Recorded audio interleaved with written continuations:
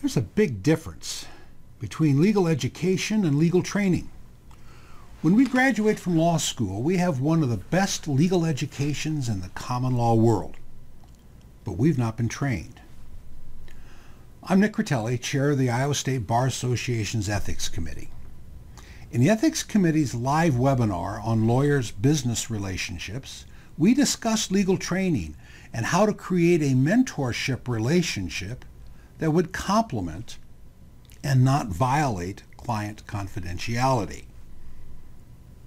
In Ethics Opinion 1304, the committee explored various lawyer-business relationships upon which a mentorship could be built, and decided that the best form was the of counsel relationships. Now, this is new and cutting edge, and I believe we lead the country in finding a relationship that will actually foster mentorships. So let's take a look at the segment. All right, let's go to 1304, mentor-mentee. Dwight, you know who these people are?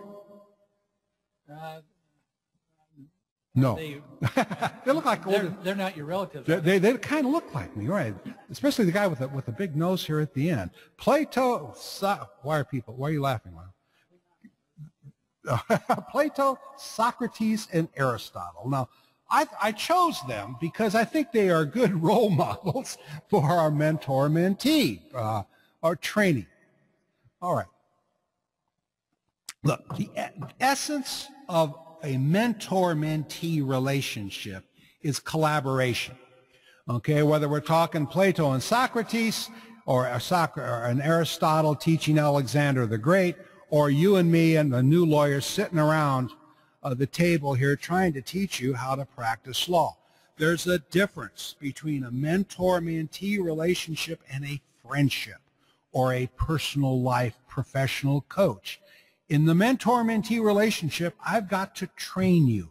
I can't train you unless we can deal with specific matters. And this is where the wheels fall off of the mentor-mentee relationship, Dwight. Most of the bar associations that have dealt with this have had difficulty with it.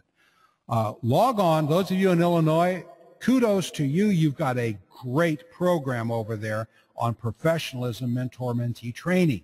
But you're going to have a hard time implementing it because conflicts will prevent you from doing exactly what we're talking about here, and that is dealing with the relationship.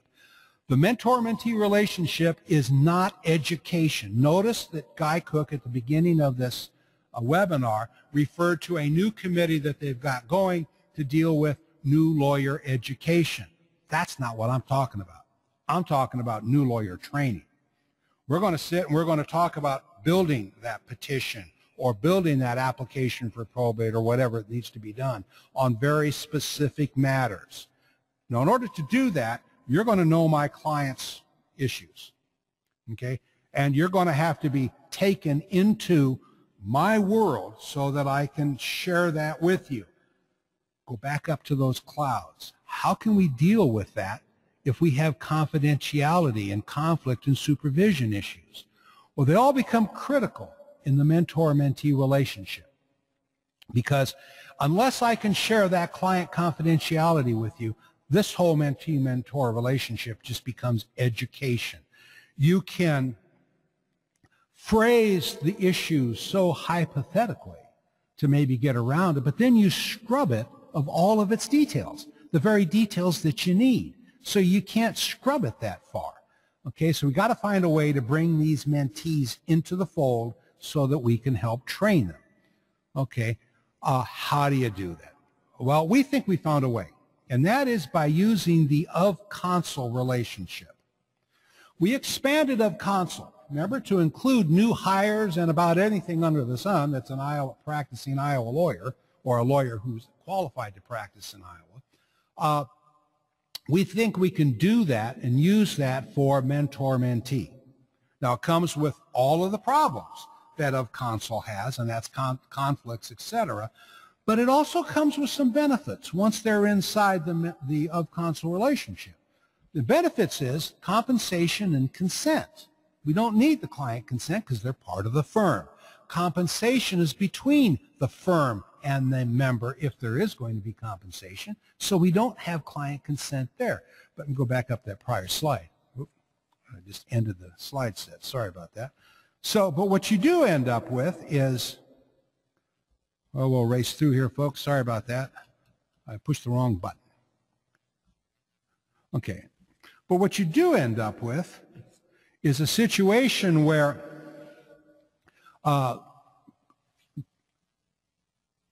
client's consent may be needed for pro hoc vici law temps and of counsel, but not of counsel or the mentor-mentee. Okay, so that's why we chose the of counsel relationship as being the vehicle to provide that kind of training. Here's a typical mentorship agreement, a hypothetical one. Tyler Cole is a third-year law student over at the University of Iowa Law School. Tyler, I believe, worked for the Dickinson firm when he was before he went to law school. He's now over there.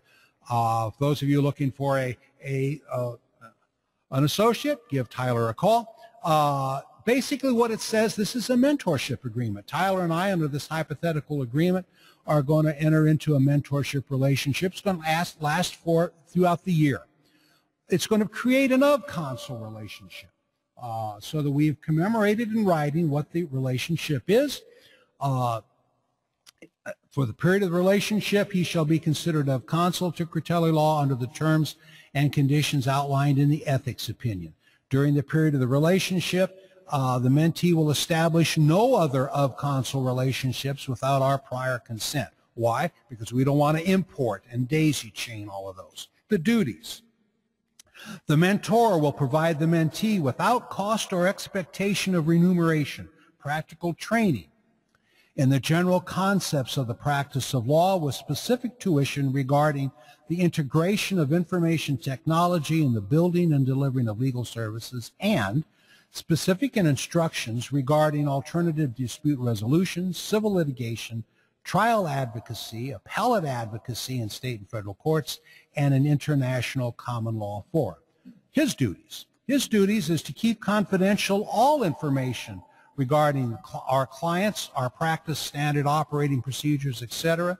He agrees to provide by 32.1.7 regarding conflicts, and acknowledges that these duties survive after the termination of a relationship. Furthermore, he agrees to be timely and reliable in attending our sessions and to prepare for any and all assignments. Compensation will be between us, etc., etc. This is kind of a basic template for a mentor-mentee relationship. We went on here and said that I can promote the fact that he's a mentor of our firm, of counsel, mentee with our firm and our promotional materials. He can use it too, and then we can, that will survive the relationship if he wishes to, sees any value in doing that. So there's some value in that regard. It's kind of a classic type of. So, my friends, there's absolutely no reason not to mentor a new lawyer, and I strongly urge you to do so. The next segment deals with Opinion 1305, the of counsel relationship. Thanks for watching. If you have any questions or comments, please feel free to contact me at nick@critellilaw.com, nick@critellilaw.com. Until then, have a good day.